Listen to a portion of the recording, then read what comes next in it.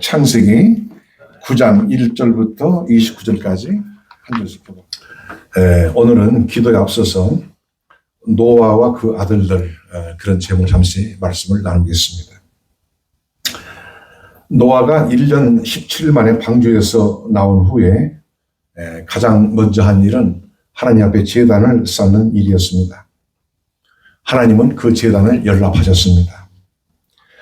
하나님은 노아의 제단을 받으신 후에 또다시 사람으로 인하여 땅을 저주하시지 않고 생물을 멸하지 않겠다고 약속을 하셨습니다. 사람은 어려서부터 그 생각이 악하기 때문에 만일 그 악한 인간들을 심판하시기로 작정하신다면 인류는 벌써 몇 번이고 멸절을 당하고 말았을 것입니다. 이러므로 하나님은 사람에게 긍휼을 베풀기로 하셨습니다. 이는 장차 독생자의 후속 후에 있을 최후 심판까지 배제하신 것은 아닙니다. 그리고 홍수로 인하여 일시 파괴된 자연 질서를 다시 회복시켜 주시겠다고 말씀하였습니다. 창세기 8장 22절에 땅이 있을 동안에는 심음과 거둠과 추위와 더위와 여름과 겨울로 낮과 밤이 쉬지 아니하리라 이렇게 말씀했습니다. 그리고 오늘 창세기 9장에 와서는 하나님께서 노아와 그 아들들에게 축복을 하십니다. 첫째로 하나님은 인류의 조상 아담에게 하셨던 대로 노아를 축복하셨습니다. 그리고 그 아들들을 함께 축복하셨습니다. 본문 1절에 하나님이 노아와 그 아들들에게 복을 주시며 그들에게 이르시되 생육하고 번성하여 땅에 충만하라. 이는 하나님이 아담을 지으시고 창세기 1장 28절에 축복하신 것과 같은 내용의 축복입니다. 아담이 인류의 제1의 조상이라면 노아는 인류의 제2의 조상이라고 할 수 있습니다. 오늘날 인류는 아담의 후손이면서 또한 노아의 후손들이기도 합니다. 아담으로부터 이 땅에 태어난 모든 사람은 다 홍수로 멸절되었고 다만 노아와 그 세 아들 씨로 남겨 놓으셨습니다. 그리고 이제 노아와 그 아들들을 통해서 인류가 새롭게 이 땅에 번성하게 하셨습니다. 오늘날의 인류의 모습은 바로 노아의 세 아들들의 형상을 반영하고 있습니다. 물론 아담의 본성은 변함없이 그대로 이어지고 있습니다. 이러므로 인류는 결국 하나님의 독생자의 구속을 필요로 하고 있어요. 이제 하나님은 노아와 그 아들들을 복주시되 보다 구체적으로 축복을 하십니다. 2절로 3절에 보니까 땅의 모든 짐승과 공중의 모든 새와 땅에 기는 모든 것과 바다의 모든 고기가 너희를 두려워하며 너희를 무서워하리니 이들은 너희 손에 붙이었음이라. 무릇 산 동물은 너희의 식물이 될지라. 채소같이 내가 이것을 다 너희에게 주노라. 자손이 번성하고 그들에게 먹을 것을 주신 것은 하나님의 가장 기본적이고 보편적인 축복입니다.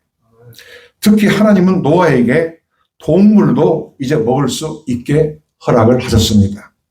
하나님은 아담에게는 씨 맺는 채소와 씨 가진 열매를 식물로 주셨습니다. 그러나 노아와 그 아들들에게는 동물까지도 식물로 허락을 하셨습니다. 이로써 모든 동물들은 인간을 더욱더 무서워하게 되었습니다. 다만 동물을 먹되 피는 먹지 말라고 금하셨어요. 4절에 그러나 고기를 그 생명되는 피째 먹지 말지니라 이렇게 말씀하십니다. 피는 생명으로 간주되기 때문입니다. 후일 제사법이 완성되었을 때 레위기 1장에서 5장까지를 쭉 보면 피는 반드시 하나님께 부어 드려야만 했습니다. 이것은 생명의 피를 생명의 근원이신 하나님께 돌려드리는 것이에요. 그러면서 특별히 하나님 형상대로 지은 사람의 피를 흘리지 말도록 금하셨습니다. 이는 하나님의 형상대로 지음받은 인간을 존중하고 귀하게 여기도록 하시는 하나님의 엄숙한 명령인 것입니다. 모든 법과 질서는 다 여기에 준하는 것이에요.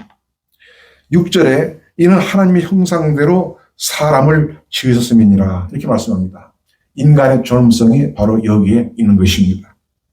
만약 이것이 무너진다면 이 세상 질서는 무너지고 또 다른 심판을 초래하게 될 것입니다. 이제 하나님은 다시 한번 노아와 그 아들들을 축복하시는데요. 7절에 보니까 너희는 생육하고 번성하며 땅에 충만하여 그 중에서 번성하라 하셨더라. 오늘 그리스도 안에서 노아와 그 아들들에게 주신 축복을 바로 오늘 우리들에게 주시는 축복으로 받는 저와 여러분 되시길 바랍니다. 둘째로 하나님은 노아에게 무지개 언약을 세우셨습니다. 이는 물론 노아의 아들과 함께 세우신 언약이요, 모든 생명체들을 다 포함하는 것입니다. 곧 다시는 물로 심판하시지 않겠다는 뜻입니다. 11절에 내가 너희와 언약을 세우니 다시는 모든 생물을 홍수로 멸하지 아니할 것이라. 땅을 침몰할 홍수가 다시 있지 아니하리라. 우리 하나님이 두 번 강조해서 말씀하십니다. 무지개 언약은 자연 계약입니다. 그러나 이 또한 하나님의 엄연한 약속입니다. 하나님의 약속만이 확실하고 영원하므로 우리는 그 약속 위에 소망을 두는 것이에요. 무지개 언약은 우리가 좀 더 상고할 필요를 갖게 합니다. 첫째로 하나님은 구름 속에 무지개를 두셨어요. 13절에 내가 내 무지개를 구름 속에 두었나니 이것이 나의 세상과의 언약의 증거니라. 이는 인간을 사랑하시는 그의 긍휼에서 비롯되었습니다. 우리는 때로는 캄캄한 흑암에 쌓일지라도 소망의 무지개를 믿음으로 바라볼 수가 있습니다. 우리는 캄캄한 먹구름이 덮일지라도 무지개를 보면서 안심할 수 있습니다.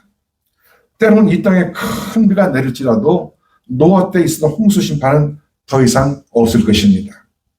하나님은 한 번 심판하신 일을 두 번, 세 번 반복하시지 않습니다. 무지개는 하나님의 은혜의 완전하심과 그 충만하심을 보여주기도 한 것이에요. 무지개는 7개의 색깔을 가지고 있어요. 7은 완전수를 뜻합니다. 자연의 모든 색깔이 무지개 안에 있는 것처럼 하나님의 모든 약속은 부활하신 예수 그리스도 안에 있습니다. 이 무지개 언약 안에 하나님의 선하심에 대한 증거가 있고 하나님의 신실하심에 대한 증거가 있어요. 다시 13절에 내가 내 무지개를 구름 속에 두었나니 이것이 나의 세상과의 언약의 증거니라. 그리스도를 하나님의 오른편에 두심은 영원한 보호의 증거를 믿는 오늘날 우리들을 위한 것이에요. 그리스도께서는 지금 하나님 보좌 우편에서 우리를 위해 간구하고 계십니다. 골로새서 3장 1절에 그러므로 너희가 그리스도와 함께 다시 살리심을 받았으면 위의 것을 찾으라. 거기는 그리스도께서 하나님 보좌 우편에 앉아 계시느니라. 이렇게 말씀하고 계십니다. 둘째로 하나님은 무지개 언약을 통하여서 참 소망은 하나님께 있음을 보여주십니다. 전도서 3장 11절에 솔로몬은 말하기를 사람은 영원을 사모하는 존재입니다. 영원을 사모한다는 말씀은 곧 하나님을 사모한다는 말씀과 같은 뜻입니다. 그 거룩한 소원이 성취되기 전에는 이 땅의 인간은 언제든지 불안합니다. 그리고 언제든지 만족이 없습니다. 웨일스라고 하는 사람은 이 땅의 인상들의 상태를 이렇게 표현했어요. 인생의 불안은 그 소원을 성취하지 못하는 데 있고 또한 그 소원을 성취하는 데 있다 그랬습니다. 다시 말하면 이 땅의 인생들에게는 소원을 성취해도 걱정이고 또 성취하지 못해도 걱정이 된다는 뜻입니다. 성경이 보여주는 하나님은 살아계신 분이시고 인격적인 분이십니다. 그런 흔히 철학자들이 말하는 대로 이름 모를 무한이 아닙니다. 혹은 이론상의 절대 개념도 아닙니다. 그런 말씀으로 인간과 언약하시는 살아계신 인격적인 하나님이십니다. 그는 언약하시되 그분 자신이 그를 믿는 자의 기업이 되실 것을 언약하세요. 이제 하나님은 지금 예수 그리스도 안에 계십니다. 그리고 예수 그리스도는 하나님의 말씀, 복음의 말씀, 그 성경 말씀을 믿는 자에게 나타나세요. 이러므로 우리는 언제나 약속하신 말씀 위에 굳게 서야 합니다. 바울은 로마서 15장 4절에 성경의 안위로 소망을 가지게 함이니라 이렇게 말씀합니다. 셋째로 우리는 무지개 언약을 기억하면서 하나님의 공의를 생각해야 합니다. 7색깔의 무지개 속에 가장 뚜렷이 보이는 것이 바로 붉은색이에요. 이는 인류를 긍휼히 여기시는 언약 안에 하나님의 공의를 보이는 것입니다. 우리는 무지개에서 긍휼의 하나님과 함께 진노의 하나님을 보아야 합니다. 이러므로 우리는 무지개 언약을 생각하면서 한편으로는 하나님께 감사하고 또 한편으로는 하나님을 경외해야 합니다. 그리스도의 십자가는 하나님의 사랑과 함께 하나님의 공의를 보여주고 있습니다. 무지개 언약은 은총의 하나님, 살아계신 하나님을 우리에게 보여주고 있어요. 16절에 무지개가 구름 사이 있으리니 내가 보고 나 하나님과 땅에 무릇 혈계 있는 모든 생물 사이에 된 영원한 언약을 기억하리라. 이 신실하신 하나님을 믿고 영원히 찬송하는 저와 여러분이 되어지기를 바랍니다. 셋째로 노아는 허물을 드러냈고 이로써 그의 세 아들들에게 큰 영향을 끼치게 되었습니다. 오늘 본 말씀은 방주에서 나온 노아의 세 아들 셈과 함과 야벳을 통해서 백성이 인류가 온 땅에 퍼졌다고 말씀을 하고 있습니다. 이러고 보건대 노아는 참으로 큰 복을 받은 사람이에요.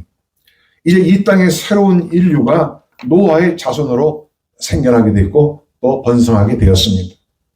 이 넓고 넓은 온 땅이 다 노아의 것이 되었고 노아의 아들들의 차지가 되었습니다. 이제 노아가 방주에서 나온 후 상당한 세월이 흘렀습니다. 그렇지만 그 의롭고 큰 복을 받은 노아도 결국은 허물을 보이고 말았어요. 20절, 21절에 노아가 농업을 시작하여 포도나무를 심었더니 포도주를 마시고 취하여 그 장막 안에서 벌거벗은지라. 왜 성령께서는 이와 같은 말씀을 꼭 기록하게 하셨을까? 이것은 매우 중요한 메시지가 있기 때문입니다. 그것이 무엇일까요? 첫째로 성도에게 영적 긴장이 풀어지면 허물을 드러낼 수 있다 하는 것을 보여주고 있습니다. 노아는 농사를 짓고 포도를 재배했는데 포도주를 담가 마셨습니다.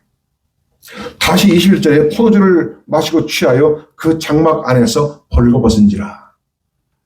노아는 술에 취하여 열이 나니까 인사불성이 되어서 그냥 옷을 홀라당 다 벗고 잠에 골아 떨어졌습니다.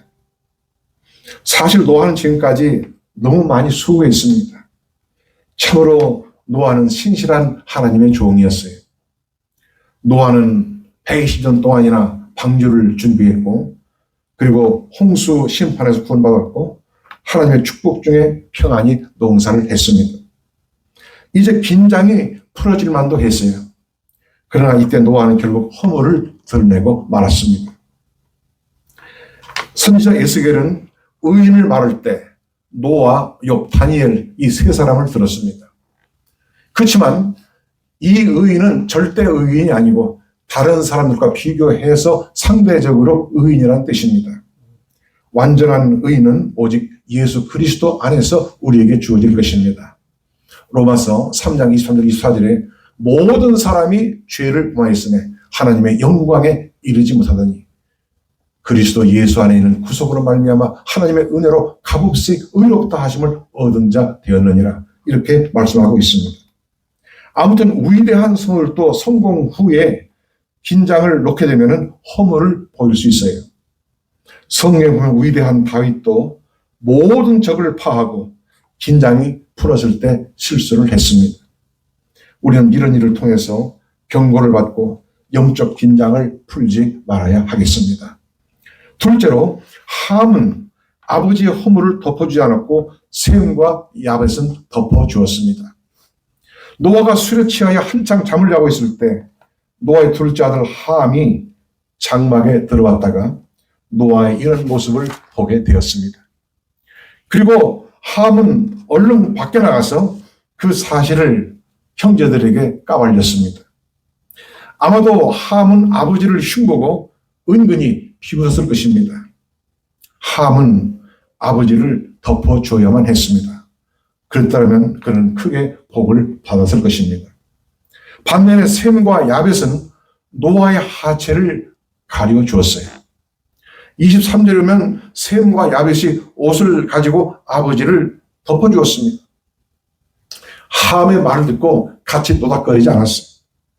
저들은 아버지의 하체를 보지 않으려고 얼굴을 돌이키고 덮어주었습니다. 셈과 야벳은 함의 말을 들었을 때 곧바로 아버지의 장막으로 뛰어 들어갔습니다. 혹시 다른 사람들, 특별히 자신들의 와이프들이 보기 전에 얼른 달려갔습니다. 우리는 허물을 말하는데 빠르지 말고 허물을 덮어주는데 빨라야 합니다. 이것이 신구약 성경의 가르침이에요. 예수 그리스도는 그가 피 흘려 희생하셔서 우리의 모든 부끄러움, 우리의 모든 허물을 다 덮어주셨습니다. 이러므로 우리도 남의 허물을 보았을 때, 특히 형제의 허물을 보았을 때 그것을 덮어줘야 합니다. 그러면 우리가 복을 받을 것입니다. 셋째로, 이 일로 말미암아 셈과 함과 야벳의 위치가 크게 달라지고 말았어요. 노아는 잠이 깨어난 후에 이 모든 사실을 알게 되었는데요. 이때 노아는 아비의 허물을 덮어주었던 셈과 야벳을 축복하였습니다. 그러나 밖에 나가서 아버지의 허물을 말한 함은 저주를 받았습니다. 24절 25절에 노아가 술이 깨어 그 작은 아들이 자기에게 행한 일을 알고 이에 가로되 가나안은 저주를 받아 형제의 종들의 종이 되기를 원하노라. 노아는 아들 함을 직접 저주하지 않고 함의 아들 가나안을 저주했습니다. 이로써 함의 자손들은 결국은 저주를 받고 말았어요. 그리고 셈과 야벳은 축복하였는데 26절에 오면 셈의 하나님을 찬송하였고 27절에는 야벳을 창대케 하시리라고 축복을 하였습니다. 그리고 그대로 되어졌어요. 셈은 영적인 복을 받았는데 바로 예수 그리스도가 셈의 후손으로 오셨고 야벳은 셈의 영적인 복에 참여하게 되었습니다. 나아가서 야벳은 아주 창대케 되었습니다.